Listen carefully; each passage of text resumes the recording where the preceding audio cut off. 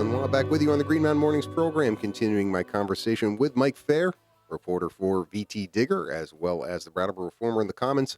I never give the call-in number, 802-254-5286, if anybody has anything they want to say about some of the topics that we're covering and that Mike has covered in all of those publications. Certainly, a lot of people have a lot to say about Vermont Yankee. Even now that it's closed, Mike, sure. It still seems to generate plenty of news. You had a number of different stories about the potential sale of the reactor in Vernon from Entergy to NorthStar Group.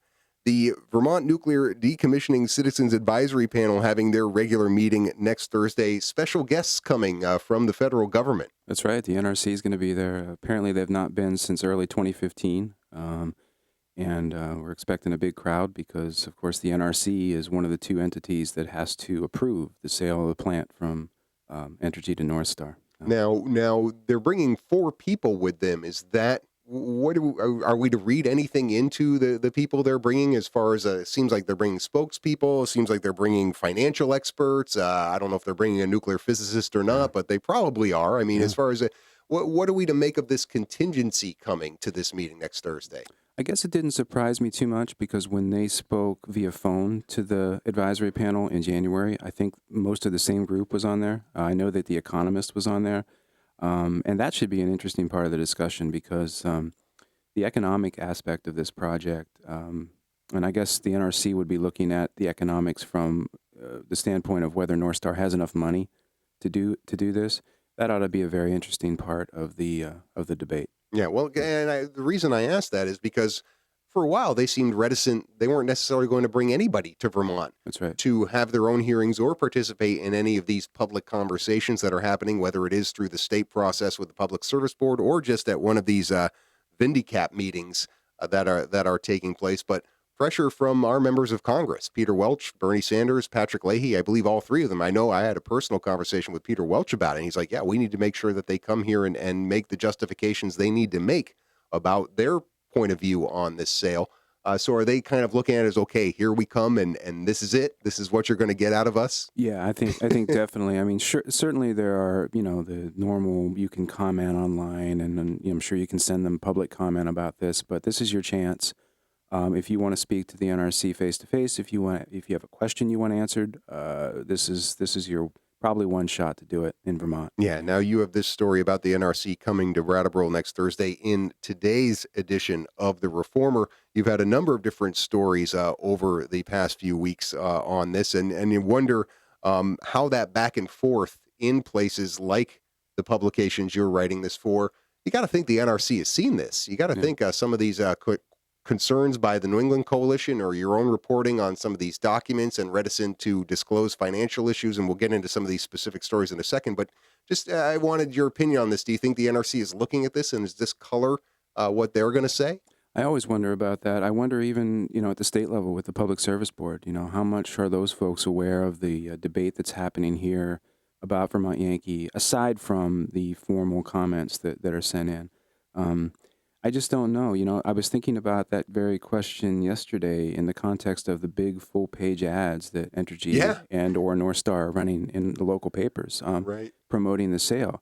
And I just kind of wondered how that works with these approval processes. And, are people picking up the phone and calling the Public Service Board or the NRC and saying, approve this sale? I don't know. Right. Yeah. But people will definitely have something to say next Thursday at the meeting. One group that won't be there is a group you covered and had a story about in the weekend edition.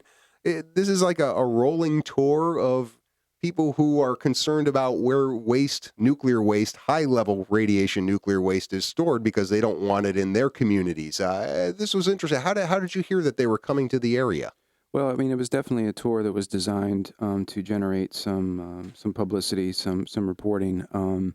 What they did is they brought a resident of New Mexico she's right on the New Mexico-Texas border in what they call a sort of nuclear corridor down there. And it's where some of Vermont Yankee's low-level waste is already going. And the proposal is that some of the high-level waste, the spent fuel, could end up in that region as well. And they brought this resident up here. She spoke to people down near the Pilgrim plant in Massachusetts, and I believe they went over toward Seabrook. Yeah, basically the message was, we don't want your waste. Yeah, Don't send it here. They're targeting communities, obviously, where this is an issue, and it's an issue because the federal government has never come up with a plan to store this waste, as all these different reactors are going offline and are going to continue to go offline in the coming decades. And Eunice, New Mexico, one of these communities, where Rose Gardner, as well as Kevin Camps of a Maryland-based group, coming in and speaking in Brattleboro about this. And it is interesting when you think about all the concerns about the storage of waste here in Vernon. Really, it's Vernon's problem. I mean, somebody who comes to this, I totally get where they're coming from when they say this. It's like, listen, why do we have to bear the burden of what you're bringing out to us? And I wonder, did some of these people who are concerned about waste storage and have been concerned about nuclear power in their community, the Deb Katzes, the New England coalitions of the world, did they come to this event and listen to these people? Yeah, I mean, Deb, her group, Citizens Awareness, was one of the organizers, and they see it as an environmental justice issue. You know, we shouldn't ship waste to parts of the country that are, minority in terms of their population makeup, that maybe are a little poorer than other parts of the country. It's a really difficult question, though, because I would guess if you polled the residents of Vernon and Windham County and said, how quickly do you want this radioactive waste out of here?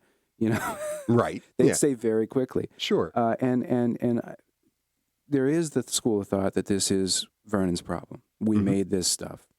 On the other hand, the federal government, in a legal way, by statute, is responsible for this waste. And so the folks who want it out say, hey, listen, the feds said they'd take it. They haven't. We're not responsible for this stuff. Right. Yet none of the advocacy for moving the waste from Vernon to these other locations seems to be coming from Vernon. Yeah. When you're talking about the Citizens Awareness Network being based in Western Massachusetts, or the New England Coalition being based in Brattleboro, not to say that these adjacent communities aren't communities that should be concerned, as they have been all along, around nuclear power in this community and now nuclear waste in this community. But it is a very different thing. I just find it very interesting that Vernon still is not necessarily the most vocal about the waste storage here. No, I think, again, there's broad sentiment that this stuff needs to go. The question is where, and that's where this conversation gets very open-ended. And I don't know, I kind of left this meeting at the co-op, is where they had this community meeting. I left it with this feeling of, I don't know what the answer is, because if we don't want to keep it here and we don't want to send it out there, and we don't have a long-term storage site, what do we do? And not even close to having a long-term storage site. It's something that's never gone beyond the theoretical on the federal level. So it is got to go somewhere, and it could very well end up staying here in Vermont, right there in Vernon. And that's assuming everything goes well with the decommissioning process, which is not a foregone conclusion. No. You have a couple other stories in the recent weeks, one on Thursday in the Brattleboro Reformer, combing through different documents here that the Public Service Board is looking at with regards to the sale of the Vernon nuclear reactor from Entergy to NorthStar, and some very interesting requests for confidentiality from NorthStar Group. Two particular documents they're talking about here? Yeah, so they want to, this is a very public process that they go through with the Public Service Board at the state level. And NorthStar is saying, we don't want people to see these two, they call it highly confidential documents that really, down to the letter, detail their plans at Vermont Yankee. They feel that these are essentially, trade secrets, and that their competitors could greatly benefit from seeing documents like this. Yeah. Now, and you have Ray Shaddis of the New England Coalition in your story saying the same thing that as I started reading your story, wondering about, is like, part of the reason they're billing themselves as the group to do this is because how innovative they are, how nobody else can do this, because it is the first time it's being done. Who are they competing against? And certainly this presents the challenge for you as a reporter to ask them a question directly and get an answer like that. Yeah, and I should say that there is at least one company, and in fact, they mentioned this company in their request for confidentiality. It's a company called Energy Solutions, and they're doing a decommissioning out in Illinois right now, and it's not the same model as we're proposing in Vernon. And I don't know if Energy Solutions would want this model, but they do mention them as a possible competitor. Now, are there others? I have no idea. Yeah. Well, and I guess if they see these documents, they could become a competitor. It's just hard to believe after you cite that they've made about 1,500 documents public that these two could somehow be the secret formula by which they could do their job. But I guess that's really the root of the matter. Do you think that this is a deal breaker for NorthStar? If the Public Service Board were to say you have to disclose what's in these documents in order for the sale to go through, do you think they would say, well, then we don't want the contract? It's been really hard for me. There's been a couple instances where that question has been posed to them, usually in regards to the standards by which the site has to be restored. You know, where is the line in the sand? Yeah. At which point does this project not make sense to you? And of course, from their standpoint, they don't want to draw that line, so they've been somewhat vague about it. I would guess, though, that this, given the lengths to which they're going to keep these documents confidential, I'm assuming they're paying their attorneys quite a bit to pursue this, that it is super important to them. And in fact, these documents that we're talking about have not been given to the NRC, and they say that. So, and they don't want to give it to the NRC either. I would guess if they haven't given it to them yet, they're not gonna. Interesting. And in fact, I believe one of the documents Entergy hasn't even seen as their partner in all this. Right, So, right. Yeah, I mean, and you understand trade secrets in businesses like this can be highly competitive, but at the same time, you're talking about what everybody wants to see is a good, safe decommissioning process here, and some of the questions around NorthStar Group and their capability. And this has continued to trickle in with different things happening in the Public Service Board process. You had another story, and this one goes back to last Tuesday, a week ago, the New England Coalition filing this motion with the Public Service Board about some of the ideas in their proposal and some of the things that they're concerned about. Talk a little about some of the concerns that the New England Coalition has with the plan. yeah, one of the primary concerns is something I'd written about previously, which they call rubblization, where NorthStar wants to keep large quantities of the plant's concrete, crush it up, and keep it on site as fill. And a lot of folks are not happy about that, even though NorthStar says that this would be "quote unquote" clean fill, Non-contaminated, exactly. no radiological readings, and other potentially hazardous materials.